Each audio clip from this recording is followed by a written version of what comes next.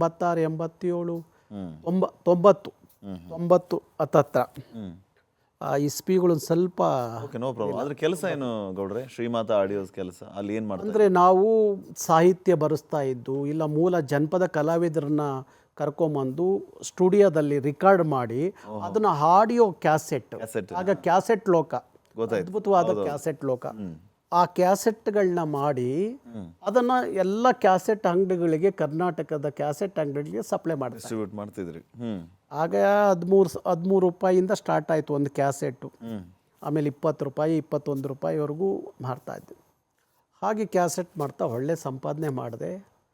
ಆಗ ನಾನು ಒಂದು ಮಾರುತಿ ಹೊಸ ವ್ಯಾನ್ ತೊಗೊಂಡು 3/4 kg ಗೋಲ್ಡ್ ಹಾಕ್ಕೊಂಡು ಆಗ ಊರಿಗೋದೆ.